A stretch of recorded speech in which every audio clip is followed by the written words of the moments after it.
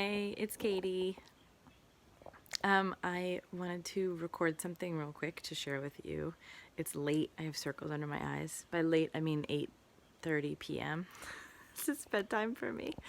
But I was just helping my youngest go to bed a little while ago, and something happened that I felt like was a win, a parenting win, and I just wanted to share it with you all. So, my little one pulled this out of the drawer right before bed. It is a meat thermometer. Um, and it's not an ideal toy. It's very sharp. It has like this sharp point to it. And my child didn't know that was there. They just pulled it out and were like using it as a telephone. And they really, really wanted it in their hands. And it was like right before I said, hey, let's go upstairs to bed. And so I didn't want to take it away from them when it was time to go up. 14 months old now is my youngest is 14 months old. And so they wanted to take it upstairs with them. And I had this moment at the bottom of the stairs where I didn't want them to hold it on the stairs because they're still learning how to get up the stairs well, and cautiously and carefully, and they're still a little clumsy. So I didn't want them to hold it going up the stairs. And maybe any normal person would have been like, we're leaving the meat thermometer downstairs. But I kind of wanted to see where this was going to go, and I felt like there were plenty of opportunities to have the conversation about not bringing it to bed. I knew I didn't want them to have it in bed.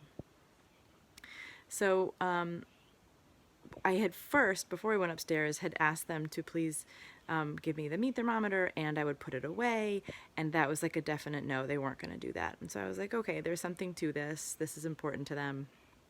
Fine. We'll just see where it goes. So we get to the stairs, and I didn't want them to carry it upstairs, so I asked them to give it to me, and they didn't want to.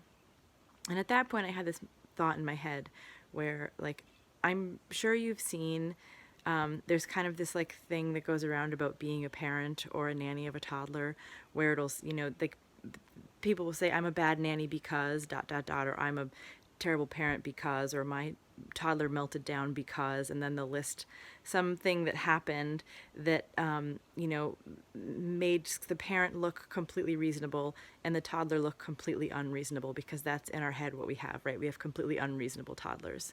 So at that moment I could have taken the meat thermometer away, and my child could have had a complete meltdown, and then I could have had this like funny, haha, I'm a terrible parent because I wouldn't let my child go to bed with a meat thermometer, right? That would have been a moment.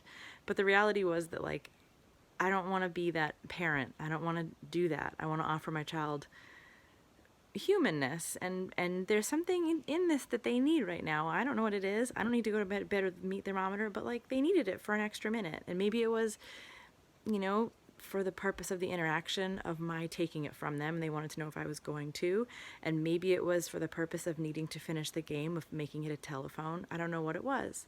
But at the bottom of the stairs, I had this moment, and I didn't want them to carry it upstairs, so I invited them to hand it to me, and they didn't. So then I said, I'm going to take the meat thermometer.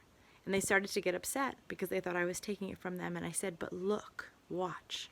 And I walked up the stairs and I put it at the top of the stairs, on the top stair. And I said, when you get upstairs, you can have it again. Go ahead, go upstairs, because my child likes to crawl up the stairs themselves. So they calmed down right away, and they were like, oh, okay, so we're going to go upstairs, which they were already on their way up anyway. So they just went upstairs and happily grabbed the meat thermometer, and it was in their hands. And then at that point, I'm saying, okay, they're still really into this, and now we're going to bed, and I don't know what's going to happen. But we'll see. I know I don't want them going to bed with this pointy, sharp thing. Not for any point. Like, I don't want to, I know my boundary is, I know that I don't want to be in a position where even I'm taking it out of their hand when they're asleep. Like, I want them to not have it in bed. But I didn't know where it was going to go. And I was just kind of open and willing to see what happened. And they walk into the bedroom, and they walk over to their bed, which is on the floor. And they, go to sit and lay down on their bed, and then they stood up again, and they handed me the meat thermometer, and then they went and laid back down.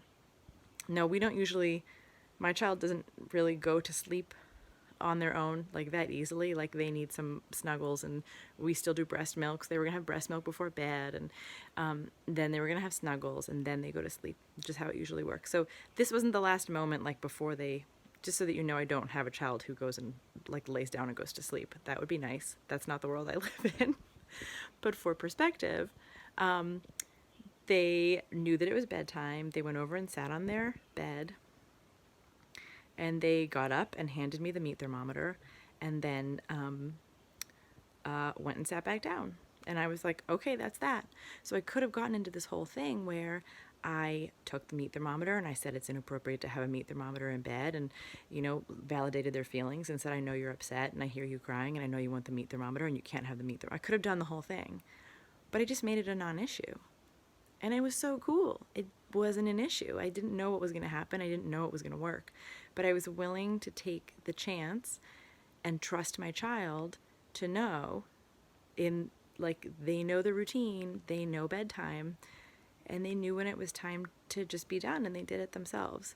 So I think, like, you know, what happened for me, and the message that I want to share with you is that when we give our toddlers trust, when we give them the opportunity to show them that we trust them, and we trust that, you know, their opinion matters and we value their choices, that they make really good decisions, you know. And this is not universal, and it's not every time, and it's not every child, but I just want to give you an opportunity to hear what happened tonight with my toddler. And more often than not, when I work with toddlers, this is really the case, is that they regularly, not just my child, but lots and lots and lots of toddlers, surprise me and remind me of what they're capable of when I give them the space to do that.